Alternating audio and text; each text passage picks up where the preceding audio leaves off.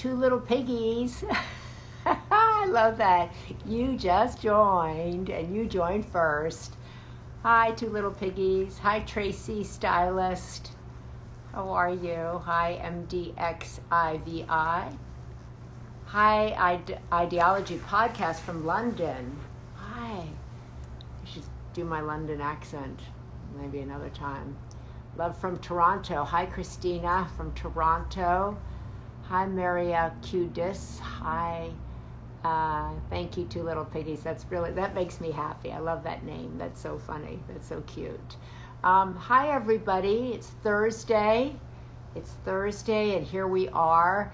I'm so excited as always. Hi from Vegas. Hi, Bobby from Toronto.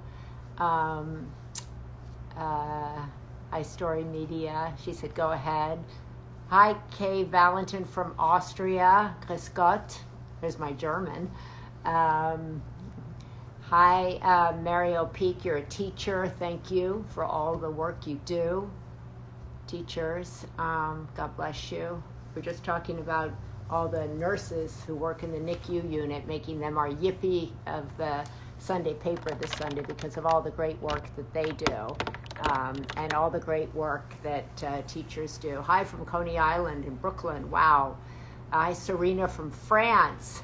Hi from Seattle. Home Antique. That sounds like a good furniture line. Love from Santa Barbara. Charcuterie from Margie. I love charcuterie. Do you sell charcuterie in Santa Barbara? My son actually loves charcuterie. Maddie from Long Beach. I had so many great years in Long Beach when I was First Lady of California. We did the big women's conference in Long Beach, California. I loved that. Dominican Republic, love that. I've never been there, but I really want to go there. Have Ed Milet on, Beth. Okay, I will. That's a good idea. Have I never had Ed Milet on? He had me on his show, so you're right. I should do that. Okay, thank you for those suggestions. Any other people you think would be fun for me to talk to in these conversations above the noise?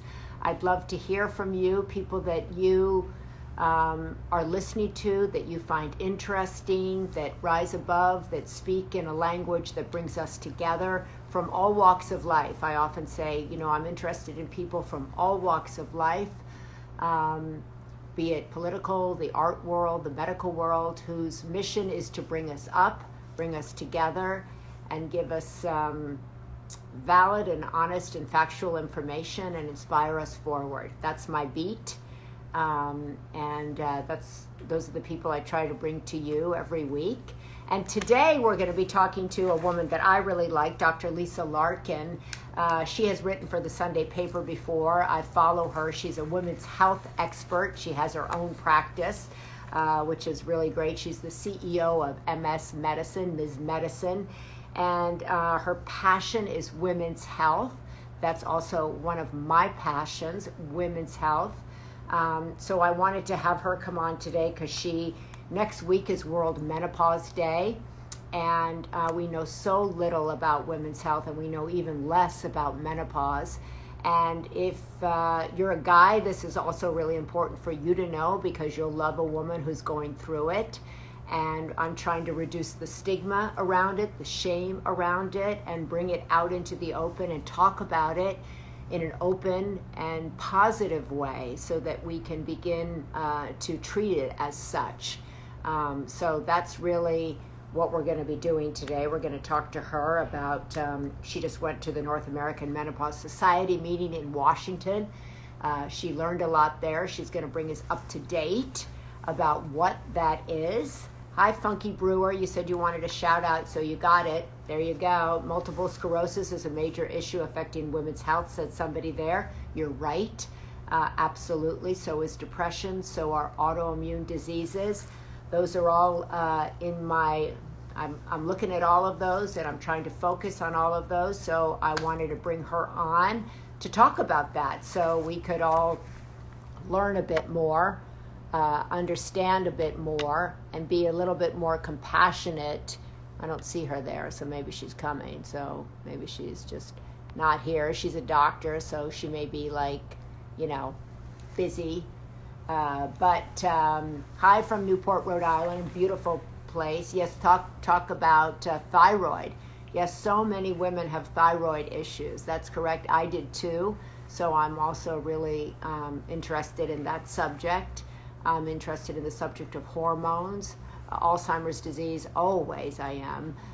Fibromyalgia. You're saying, yeah, that's also something that we could be talking about. Today we're going to talk, I think, in advance of World Menopause Day next Tuesday. This interview is going to go up in the Sunday paper as well. But we're going to talk about menopause and your brain on menopause, and just try to take it out of the shadows. I'm so tired of all these women's health issues being in the shadows and nobody wants to talk about them. So I don't see her at all. So I have arthritis. It's not fun. It's turned my life upside down. Wow, I agree with that. Somebody's saying that menopause has turned their life upside down. Yep, that's kind of what it does, and that's why we're talking about it. Mosh for the win. Thank you so much also for all your support of Mosh. We sold out. We're trying to get back up. So I really am excited about Mosh. I'm moshing all day long in my house, and I've had such great reaction from all of you about Mosh, so I'm so deeply grateful for that. So once I find Dr. Larkin, we will start talking. Bentley, who's here with me, you can't see him. Why don't you see if you can find Dr. Larkin? Is she there? Yeah, You're just trying to find her. So we're trying to find Dr. Larkin.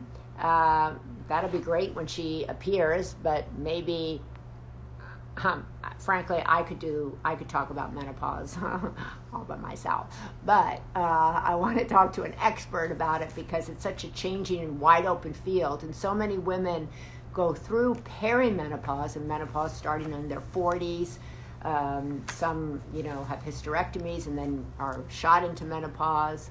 So many young women know nothing about this. So many women who are actually going through it know nothing about it. So that's why I wanted to talk about it. That's why I wanted to talk to Dr. Larkin about it, who's so well spoken about this issue, who's up to speed about this issue. As I said, just came from the big meeting in Washington where they brought all of those in attendance up to date about what's new, what's cutting edge, what are the new therapies, what is the latest we can learn about hormones and not. So all of those subjects are things that I'm going to try to talk to her about if she shows up. There she is. So there she is. She's not really late. I was just kind of early. But hopefully, there she is. Hi, Dr. Larkin. How are you? Hi, Maria. I'm well. How are you? Great, great, great. I'm so happy to be talking with you. I'm so glad you came on here. I've been kind of talking about you before you came. So welcome, welcome, welcome. Thank you. Thank you. So I was saying, Dr. Larkin, that your passion is women's health, but today we wanted to focus in advance of World Menopause Day, really on the big umbrella of menopause, perimenopause. You just came from the big meeting in Washington. Yes. What did you learn there that was new, that was cutting edge, that could help people? Well, first of all, I would just tell everyone watching that the North American Menopause Society is the place to get evidence-based information for women. So if you're looking for a reliable source about menopause, I encourage you to go to that website, menopause.org. The meeting was terrific, and there were so many takeaways from that.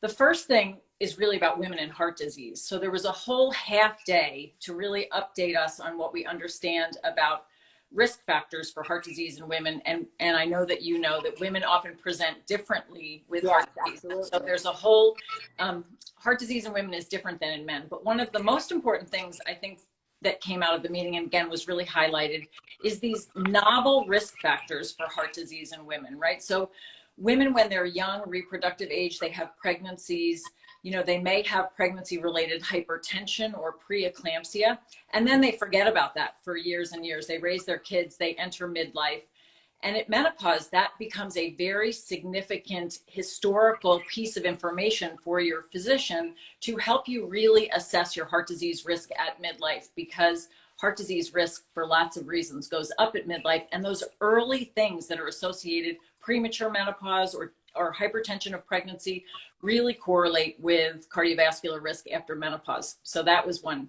really important. That's really interesting. Yeah. So it's really start knowing your health at an early age so that when you're talking to your doctor at midlife, you're aware, or you could bring them up to date about what you experienced if you got pregnant or what you experienced in your 20s and 30s. Right. And this is really important for women to be aware because you probably know, healthcare visits are fast. And I can tell you that when women come to see me and I go back and I ask them about puberty and pregnancy, they're looking at me like, why do you need to know that? I'm 55 years old now.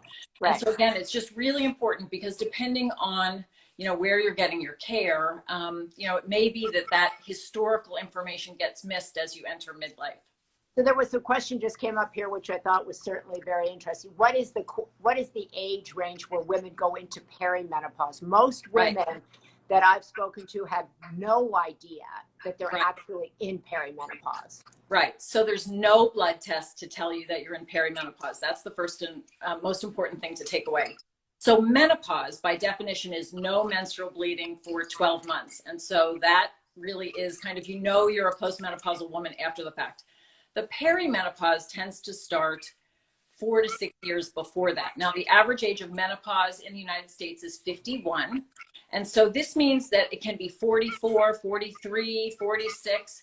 Women are starting to notice, and they will tell you this, the earliest changes of perimenopause and what they're entering this menopause transition. And what they'll tell you is cycle length changes, bleeding pattern changes. They may notice mood, more PMS symptoms before they get their period. They may notice more breast tenderness.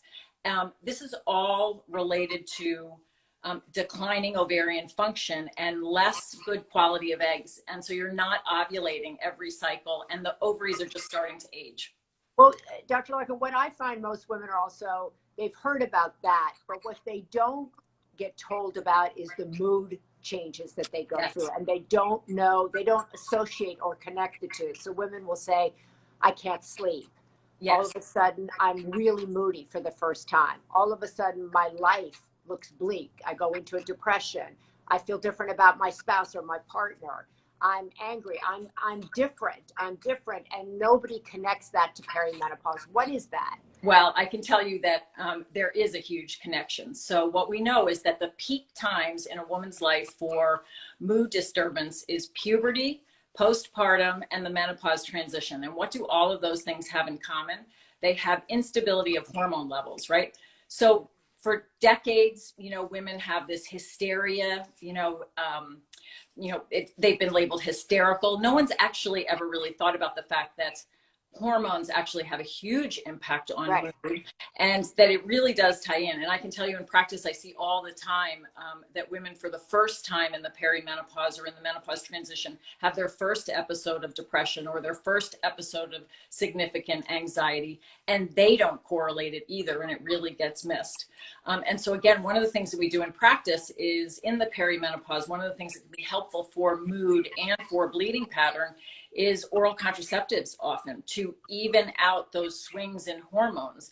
And it can be very, very helpful in addition to all of the typical antidepressant, anti-anxiety medications that we can use. So, but there's a whole field now that is not medication related, right? Yes. People, are also saying, okay, I'm anxious all of a sudden, I'm depressed. Oh, wow, that I didn't even think that might be perimenopause. It is, what else can I do short of taking anti-anxiety, short of going on SSRIs? Right. There's absolutely no question that lifestyle is important throughout our life, and nutrition, exercise, sleep, all of those things really play into maintaining your body weight into a happier transition through perimenopause into menopause. But the truth is, and I see this in practice all the time, not everyone can manage all their symptoms with just lifestyle. So what we like to think about in the menopause world is about a third of women have really no symptoms. They kind of transition through perimenopause and menopause, and they don't really understand what all the fuss is about. About a third of women have mild to moderate symptoms, and they can manage a lot of the symptoms with lifestyle and, layering their clothes and a bunch of different things. But then there's about a third of women who really are suffering. And those are the women that I see in practice. And although lifestyle is something that I talk about all the time, and certainly good nutrition and exercise and maintaining your ideal body weight and getting good sleep are critical to having a positive mood. But sometimes it's not enough, and we do really need medication. I think also what the takeaway from what you just said, which I talk to women about a lot, is that just because you may not be struggling with menopausal symptoms doesn't mean that the woman you're talking to, Correct. because it's her, she feels suicidal, her feelings are valid too, because it runs the gamut. Just like you see some women say, I breezed through pregnancy, other women, you know, are bedridden for X amount of months. So it's, I think, first honoring the various feelings that come up for women and the various physical feelings, right? And it's really, there's really a biologic basis. I mean, you know, now in the era of COVID, we can think, right, not everyone who gets COVID has the same severity of illness and different manifestations of that. So the same thing in menopause, you know, some women we really call are more hormonally sensitive, right? So we'll have more of the mood disturbance, more of the PMS, more of the anxiety and sleep disturbance, more of the hot flashes, while other women seem to really, they don't know what the fuss is about, but they are equally relevant. I mean, those, you know, biology is happening to both of those groups of women. So the big issue also around menopause, Dr. Larkin, is hormones, right? Yes. To take hormones, to not take hormones. So many women are still stuck with the story that came out of the Women's Health Initiative. Right. Don't ever go near them. In the Alzheimer's prevention space, many of the researchers and doctors are talking about the window to go on hormones that is a neuroprotector for the brain, right? And I often find that when I go in to speak to my doctor, from all the doctors that I've worked with in menopause, I mean, in Alzheimer's, I'm telling them stuff they don't actually know. What came out of the last meeting about hormones? Right. When to go on hormones, how long to go on hormones, is it good for you or what? Right. So this is, you are exactly right, continues to be the biggest area of misinformation out there for women. Now, I first want to say that I am a breast cancer survivor, right? So, you know, I understand women who are survivors or who are at risk of breast cancer being fearful of hormones because they have that kind of message drilled into them. Really, what you just said about neuroprotective effect for Alzheimer's is really what we know in the cardiovascular space as well, right? That there is a window of time in a woman's life where really the effects of hormones and estrogen are different than they are early on, right around age 50 when someone's transitioning through menopause versus when someone's 70. And what are the differences between those two individuals? By the time you're 70, you're starting to have vascular aging. You're starting to have cholesterol plaques. Your vessels are stiff. Estrogen has a different effect in a 50-year-old who has healthy vessels compared to a 70-year-old. And what also is kind of forgotten is, and to your point, and I know you're so interested in Alzheimer's research and prevention, is that, you know, when you're going through menopause, you can't just focus on what you're worried about with your breasts. And I talk to women about this all the time because women are fearful of breast cancer, but really cardiovascular risk is really important right then too, right? So we know that if you start hormones early, right around the menopause transition, that the data in terms of cardiovascular risk is reduced and mortality is the mortality percent is decreased, right? So you have better survival, all-cause mortality is reduced. And so it's the same thing. Again, it's this window of opportunity to really take hormones. And again, you have to balance that. And I do this in practice, right, with really making sure that you understand a woman's risk of developing breast cancer, right? So we're really doing more work to identify mutation carriers and those women that have a very high risk. And the discussion becomes a little bit different in those women potentially about hormone therapy. But for the vast majority of women who are symptomatic, who are 50, the benefits of hormones in terms of bone, brain, heart health, and sexual function is huge. And so as a breast cancer survivor, I'm still prescribing a lot of hormones. I think the other big myth, you know, is that, you know, you have to get pellets to get bioidentical hormones. And I see there's a lot of misinformation out there. So there's FDA approved bioidentical hormones. We also know that giving them across the skin as opposed to taking them orally has specific benefits. And what we know is that many women suffer and don't get adequate information or appropriate treatment for menopause. And really, again, the news on hormones is not all bad. There was just a question there that said, I get terrible migraines from hormones.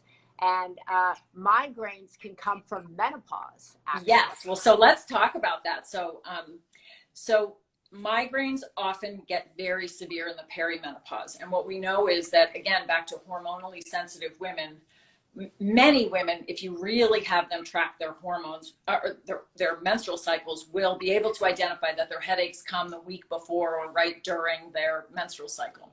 In the perimenopause, where periods are irregular and hormones are swinging all over the place, the migraines can be triggered.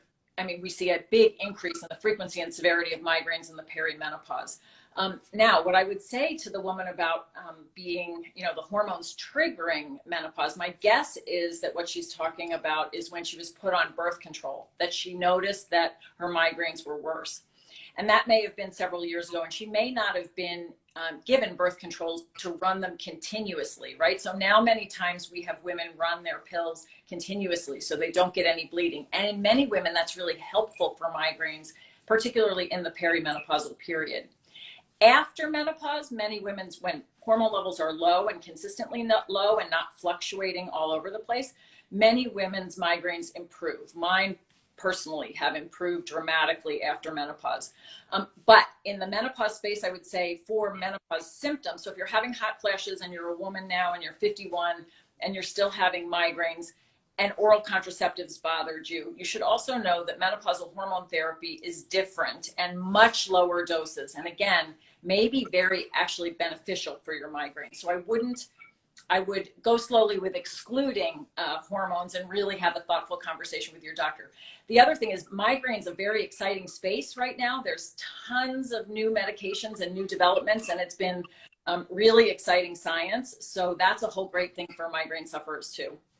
Dr. Larkin, you mentioned about women, the kind of opportune moment to be put on hormones. And you said a woman who is put on them maybe in her 50s is different from a woman in her 70s. Yet so many women I talk to who went on hormones, there's all of this competing information about how long to stay on it, whether to get off of it, how do you get off of it. And once again, coming back to researchers in the Alzheimer's prevention space, have said to me, stay on them. Do not get off of them. Some doctors will tell you 5 or 6 years.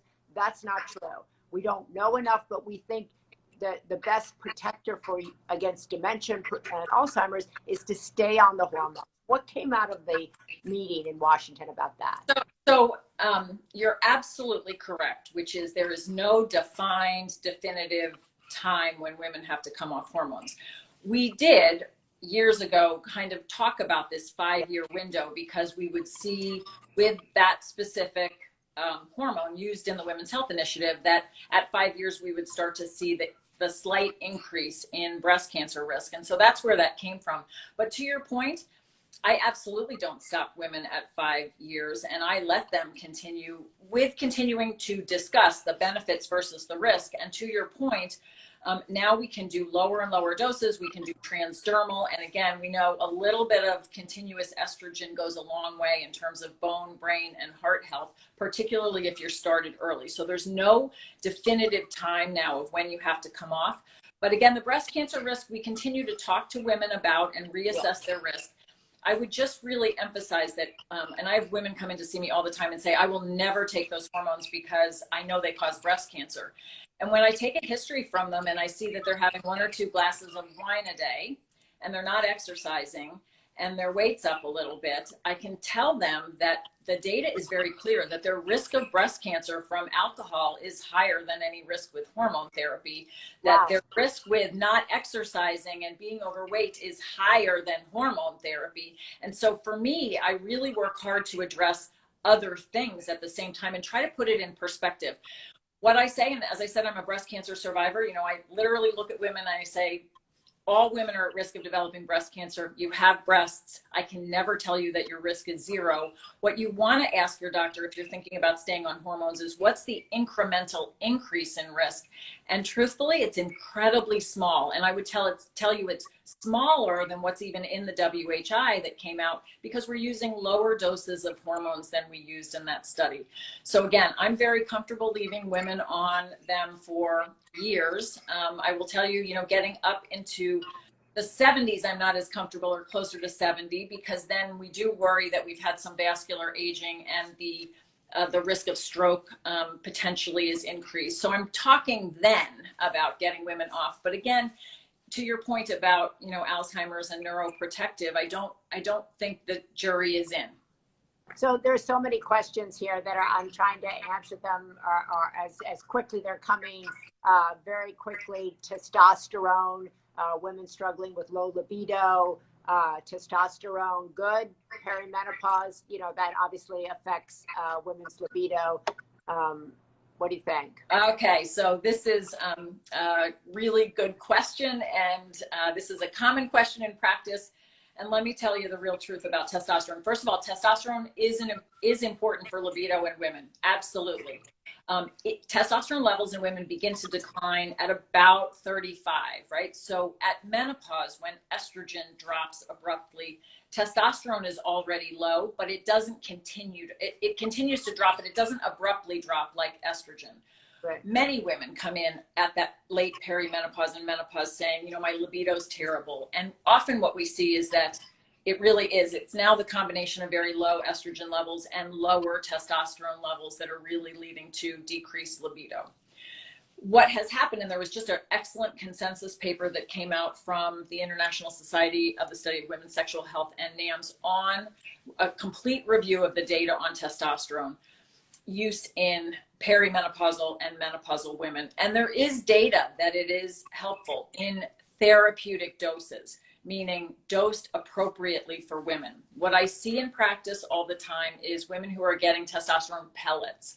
And the dosing with the pellets is vastly higher than what we're talking about where women should be, right? So I see women all the time coming in after a pellet having testosterone levels above a typical male range. And although initially women will get that first pellet and feel great and run around and tell all their friends that their hot flashes are gone and their libido is great, what I see is the women who have been getting pellets for 2 and 3 years and are starting to have all the side effects related to the pellets. And so again, in the guidance, it really talks about using very dose appropriate for women. Now, the problem with that is, what is that? Right, there's no FDA approved testosterone product for women.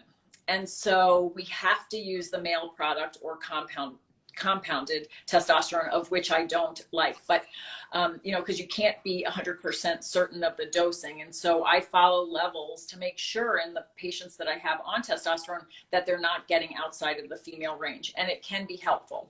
I would also say that there is 2 other medications approved for premenopausal women for low desire: Addyi, which is a pill that you take every single day, and Vyleesi, which is an injectable medication that you can use on demand. And both of those have an important role for some women and can be very helpful. So it's not just testosterone. But that's for for sure. perimenopausal women, not postmenopausal. Yeah, well, it's not FDA approved, although there's data in postmenopausal women, and so it would be considered off-label use. But yes, some clinicians will use both of those medications off-label as well. I think this is people asking, this conversation will go up in the Sunday paper, so you don't have to furiously write everything down, because we're going to post this up because I know we're covering a lot.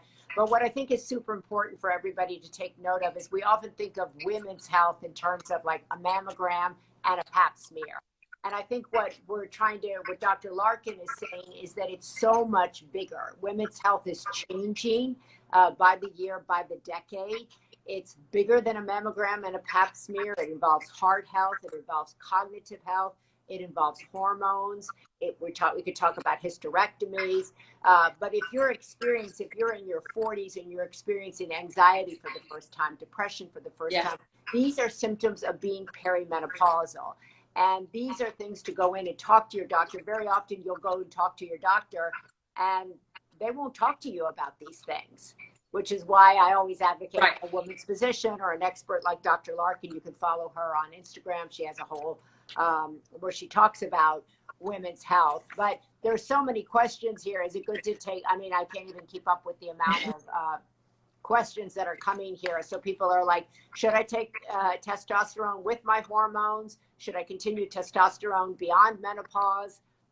Well, so these are all really good questions. And I can tell you that women's sexual health and menopause management, it's really individualized care. And you are correct. I'm on a mission to educate and empower women with tools so that they can advocate for themselves. Because what we know is, many clinicians, primary care providers, I'm an internist, really are not familiar with the data about hormones or about the protective effects of hormones or the benefits of hormones.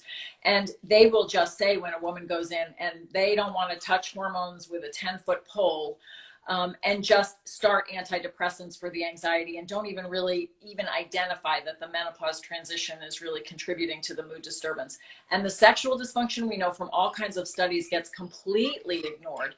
And so women really should have to, or if they're having trouble, really find a clinician that is, NCMP certified. There's a good list on the North American Menopause Society website, right? So that's clinicians who have taken a special interest in women's health to get the certification. But find a doctor who does a lot of menopause, and it can be a gynecologist for sure. It can be a primary care provider who has an internist, who has an interest in it. But there is really a lot of misinformation out there, and we know that women are suffering for sure with all of these things. Yeah, that's the bottom line. Women's health is in a new space, right? We're just beginning to kind of, hospitals are just beginning to have women's health departments. It enrages me every time I go to the doctor. And this is a big subject of mine in the Sunday paper this week. We're actually working with Kindra to do a couple of pieces on menopause in advance of World Menopause Day to kind of bring this discussion out into the open so women don't feel shame around it, they don't feel confusion around it, and they feel empowered with much of the information that Dr. Larkin is bringing here to you today. We want to keep this conversation going. How long should you take these hormones? She covered that, and you can watch that. We'll put it up in the Sunday paper. We'll put this conversation up in YouTube. She went over that. I think most important, as she stressed today, it's individual. So for some women, it might be longer. For some women, it might be shorter. Once off hormones, can I go back on hormones? So that's a really interesting question. So it depends on a lot of things, again, individuals. So say that you took hormones from 50 to 54 and you stopped them at 54 and you're now 58 and you're still having symptoms. You're still having hot flashes, your sleep is disrupted, you're having sexual dysfunction. You may now know that you have osteopenia because somebody did a bone density on you now, right? You have lots of things. When I think about, can we put that woman back on hormones? I really go back to assessing her cardiovascular risk. So really we use a calculator called an ASCVD calculator. We look at her blood pressure, whether or not she's smoking. Sometimes I will do what's called a coronary calcium score to assess whether or not she's had vascular aging. So I kind of get a flavor of whether or not hormones may be still beneficial or might be harmful, but I definitely start women back on hormones. So again, the right patient, not everyone, right? So again, it's individualized, but there are definitely women where it's perfectly appropriate to put them back on hormones. Dr. Larkin, thank you. It's always a pleasure to talk to you. I want to keep this going. Maybe every month we can just check in with what we know that's new, that's current. I've done a whole bunch of this on NBC because so many women think, like mammogram, pap smear, I'm out. And we're learning a lot about heart health. Women are 2/3 of those who get Alzheimer's. I want to really make sure that women go to their doctors empowered about their symptoms, that they're not told they're crazy. Do not think you're crazy. You are not crazy. There is a real reason you feel the way you feel. And don't let anybody tell you that you're hysterical or hormonal or whatever. We need a new language around this, and we need to feel empowered and also beautiful at every age and every decade and vibrant and all of that. So I want to thank you, Dr. Larkin, for your great work here. We're going to keep this going, and I think you answered so many questions. This will be up in the Sunday paper. We'll put this up on YouTube, and we'll pin it, and You can go back to here Thanks. because so many questions keep coming, and she's answered Yeah. a lot of the thermography. I don't know what that is, but we'll get these questions, and then we'll do another one. Great. And we'll go over the Mona Lisa treatment, thermography. Yes, actually, we should talk about that because I don't know if you saw the big JAMA article that just came out about laser. No, tell me. I don't know. That's just came out this week. So this is the first placebo-controlled randomized trial of laser versus sham laser, meaning you put the laser in and you don't actually do the laser treatment. And really, it showed no benefit. Really, no benefit. And so this is the first, and it was published in JAMA, not even in Menopause, because the quality of the data is so good.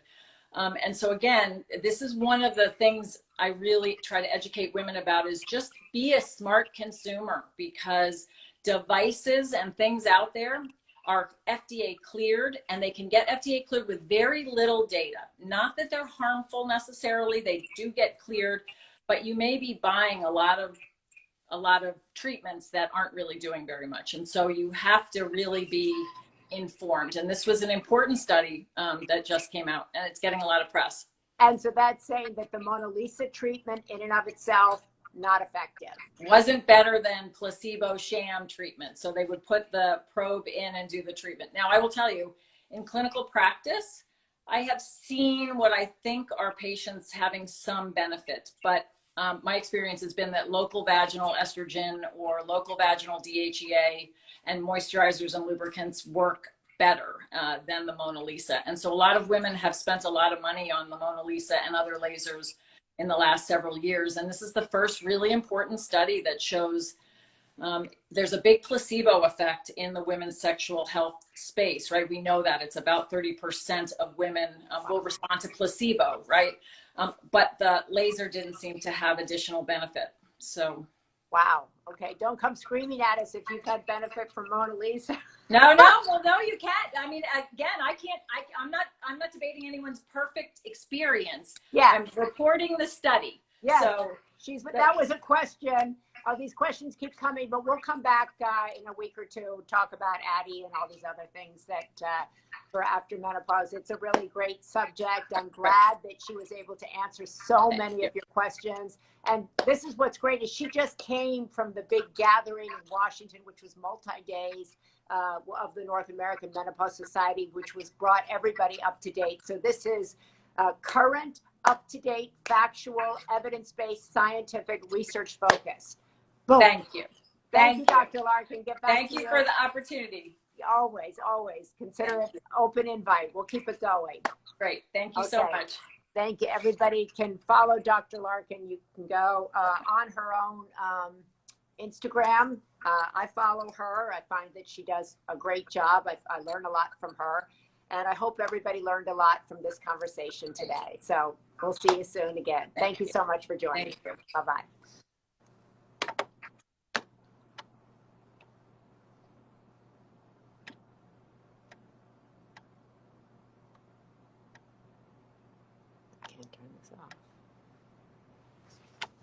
Okay, I can't turn you off, so I'm going to turn you off this way. Nope, you're still not going off. Okay, there you go.